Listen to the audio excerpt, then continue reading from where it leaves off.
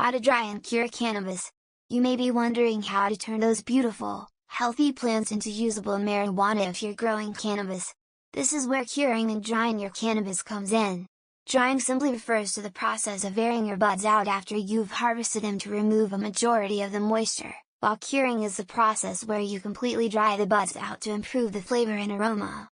If you want to know how it's done, you're in the right place. Method 1, drying fresh cannabis. 1. Hang your buds upside down from string or wire. Do this in a room where you can limit the amount of light, and control the temperature and humidity. A basement or windowless attic is ideal. Set your string or wire up off of the ground and hang the branches up by tying them with string or clothespins. 1. Hanging the buds upside down will trick the plant into thinking it's still alive, since the juices inside of the buds won't drain out where you clip the branch. That way, the buds will stay healthy.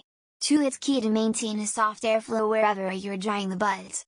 You can do this by running the fan setting on your home thermostat, or setting a desk fan on the lowest setting and pointing it at the ceiling of the room. 2. Keep the temperature roughly 60 to 70 degrees Fahrenheit, 16 to 21 degrees Celsius, at all times. Set a thermometer up somewhere in the room. You can even set multiple thermometers up if you want to keep a careful eye on the temperature in different parts of the room. Always maintain a temperature of 60 to 70 degrees Fahrenheit, 16 to 21 degrees Celsius, to help the marijuana dry out evenly and gradually over time. If you're doing this in your home and you have central air, set it to 65 degrees Fahrenheit, 18 degrees Celsius, or so. Make minor adjustments depending on the specific temp in the room you're using. You can use a space heater or air conditioner for the room if you don't have central air. 3. Use a hygrometer to maintain a relative humidity of 45 to 55%. Set a hygrometer up in the room you're using to monitor the relative humidity. For best results, maintain a relative humidity of roughly 50% at all times. If the room isn't naturally floating around 50% humidity, set up a humidifier or dehumidifier to change the overall humidity of the room. If the humidity is too low, the buds will dry out too quickly and the taste of the marijuana will feel off. If the humidity is too high, the buds will take too long to dry out, and mold may develop. 4. Continue drying until the stems snap instead of bending, usually 2 weeks. Check in on your buds periodically and squeeze the stems of each bud. If they have any give, they need to keep drying. Once they're brittle, try gently bending the stems. If they snap and break, that bud is dry. If it just bends a little bit without breaking, it needs to keep drying. This process typically takes 2 weeks, but it can depend on the temperature and humidity. You can typically just pull the buds off of the main branch once they're dried. If you are dry trimming, now is the point where you prune the plants, remove the sugar leaves, and clip the excess growth off. Method 2, curing your buds. 1. Get some airtight containers to cure cannabis. The vintage mason jar is the most popular option, but you can use any container with an airtight seal. You can even use a clear turkey bag if you'd like. So long as the container doesn't allow any outside air in, you can use it to cure cannabis. Turkey bags, also known as oven bags, are not the same as regular Ziploc baggies. These are larger bags that won't leak or release moisture. Some growers will swear up and down that you absolutely cannot use plastic containers since it will damage the flavor of the buds, while other growers claim it's fine to use plastic. There's no good science out there supporting either position. In theory, you only need to cure larger buds where the interior of the bud hasn't dried out entirely. If you've got really small buds, curing is optional, although most growers cure all of their buds for flavor reasons. 2. Put a hygrometer in the container if you want to be careful. If you dry the marijuana properly, it will establish a relative humidity of 60 to 70% inside of the container on its own, which is perfect for curing. If you want to monitor the humidity while you're curing though, feel free to place a hygrometer inside of each container. There are also specialty containers out there for this that have hygrometers built into the lid. Those are a great investment if you plan on growing a lot of cannabis. The problem here is that even if the humidity is too high or low, it's kind of hard to correct it at this point. You can leave the containers open and run the humidifier or dehumidifier, but mold may have already set in or your buds may have already over-dried. 3. Fill each container up to 3/4 of the way with your buds. You want a decent amount of air in each container, so don't fill them up all the way. If you can place each bud flat, that's probably the best option. It's totally okay to fill a vertical container with buds, though. It shouldn't have a huge impact. Put the lid on the container or close the airtight seal. Put a strip of tape on each container and write the date down so you can track how long this takes.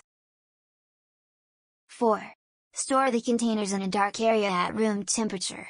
Light of any kind will cause the cannabinoids in your buds to decompose, so store the containers in a dark area. Avoid excess heat, and don't place the containers in an area where they'll be disturbed. The buds aren't as sensitive to temperatures now that they're fully dry. So long as they aren't exposed to more than 75 to 80 degrees Fahrenheit, 24 to 27 degrees Celsius, or so, it should be fine. Basements are ideal for curing marijuana buds since they're typically cooler and dark. 5. Turn the marijuana gently once a day to rearrange the buds. Every day or so, turn the buds so that no single side rests against the surface for too long. If you're using bags, just gently rotate the individual buds to expose a new side. If they're in jars, gently rotate them in your hands to slowly disturb the buds and rearrange them. Don't turn them so abruptly or intensely that you break the buds apart. 6.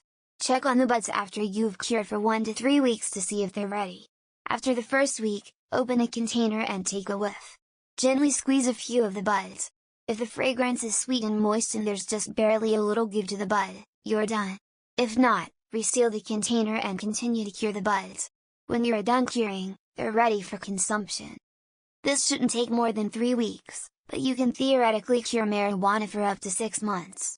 There's definitely a point where the returns start diminishing, though. Think of the difference between a whiskey aged for 10 years versus 12 years. Is a 12-year whiskey better? Usually. Is it worth waiting around? That's up to you. You'll have perfectly good cannabis with 3 weeks of curing, but you can take it further if you'd like. Most people will just store their marijuana in an airtight container after they're done curing anyway, so it may continue to cure if you use the same container. You can also freeze or refrigerate the marijuana to preserve the cannabinoids if you prefer.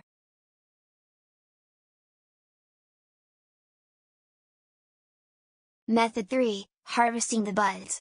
1. Harvest buds 8 to 10 weeks after flowering once they've slightly yellowed. Indica plants should be harvested roughly 8 weeks after flowers develop, while sativa and autoflower strains need 10 weeks to reach maturity. Harvesting too early will result in low levels of THC, while harvesting too late will lead to flavorless marijuana. Once the 8 to 10 weeks have passed, here's when you know it's ready. The trichomes, the mushroom-shaped bumps on your buds, turn translucent. The pistils are mostly yellow.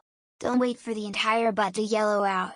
Buds that are 100% yellow are too old, and they won't taste particularly good. The plant develops a swollen or plump calyx, which is the flowery cup-like structure underneath the base of the flowers. 2. Cut the lights for 1 to 3 days if you want to flush the chlorophyll. Chlorophyll is the lifeblood for your marijuana plants. Unfortunately, it doesn't taste very good. A few days before you plan on harvesting the plants, cut the grow lights. If it's an outdoor crop, you can cover the plants if you prefer. This will bleed out some of that bitter tasting chlorophyll. Many growers don't do this, and it's definitely optional, but it's a good way to improve the flavor if you feel like being patient. Some people prefer to do this by flushing the soil with excess water to pull out the excessive nutrients and minerals in the soil. This isn't as popular a way to do this, but it's an option if you prefer. 3. Clip off larger branches you want to harvest. Put on some latex gloves to avoid contaminating the crop and grab some pruning shears or trimming scissors. For each section of buds you'd like to harvest, clip the branch where it connects to the central stem of the plant. Set each small branch aside for drying. The size of each branch you harvest is entirely up to you. 4. Clip the sugar leaves and remove unnecessary growth.